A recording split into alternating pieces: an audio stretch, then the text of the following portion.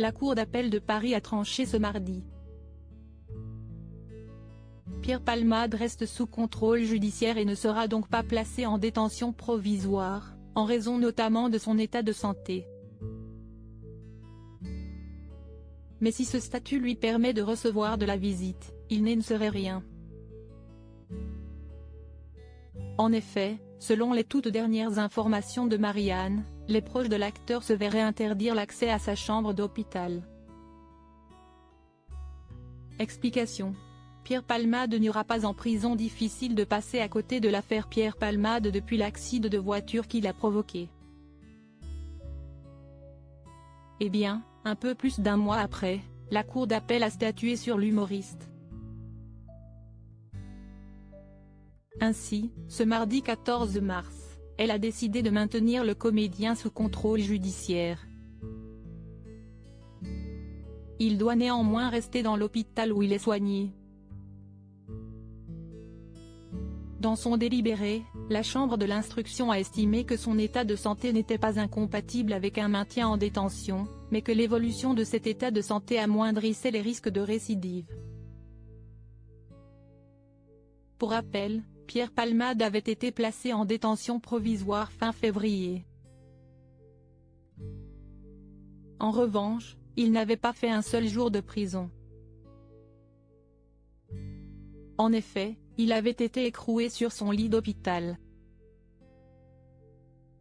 Sous contrôle judiciaire, l'humoriste pourrait en principe recevoir de la visite. Mais il n'est rien. En effet, la semaine passée, plusieurs proches de Pierre Palmade auraient tenté de se rendre à son chevet, en vain. Seule son avocate aurait pu approcher le comédien. Une infirmière en chef a dit à tout le monde qu'il n'y avait pas de monsieur à ce nom ici, en leur demandant de quitter les lieux. Une source pour Marianne. Une conduite sous l'emprise de stupéfiants. Le 10 février dernier, l'humoriste a percuté avec sa voiture un véhicule qui venait en face. Outre le comédien, l'accident a fait 3 blessés graves. Un homme de 38 ans, son fils et sa belle-sœur, qui a perdu le bébé qu'elle attendait. En garde à vue, le comédien a reconnu avoir consommé de la cocaïne et des drogues de synthèse avant de prendre le volant. C'est notamment pour cette raison qu'il a été mis en examen pour homicide et blessures involontaires par conducteur ayant fait usage de produits stupéfiants en état de récidive légale. Pierre Palmade a alors été mis en examen pour homicide et blessures involontaires par conducteur ayant fait usage de produits stupéfiants en état de récidive légale. À cette affaire s'ajoutent plusieurs autres investigations. On pense notamment à celle sur la détention d'images pédopornographiques qui a été lancée après un signalement effectué auprès de la police. Mais dans ce dossier, pour le moment, aucune accusation n'est retenue contre l'humoriste. L'un des 3 blessés toujours à l'hôpital plus d'un mois après l'accident provoqué par Pierre Palmade, les occupants du second véhicule souffrent encore d'importantes blessures. C'est le conducteur de l'autre voiture qui est le plus touché. En effet, ce dernier n'a pas quitté l'hôpital Beaujon depuis le 10 février.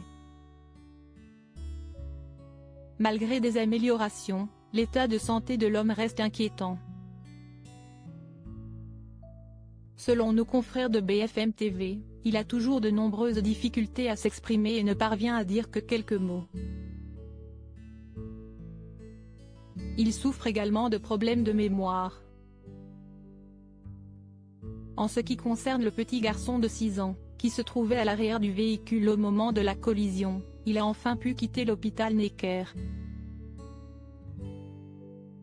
Pour autant, son état de santé n'est toujours pas au top. En effet, il souffre de la mâchoire, qui a été cassée durant l'accident, et est contraint de porter un corset. Il a également du mal à s'exprimer. Selon l'avocat de la famille, il ne peut pas se nourrir, il a une sonde pour se nourrir et est dans un état très compliqué.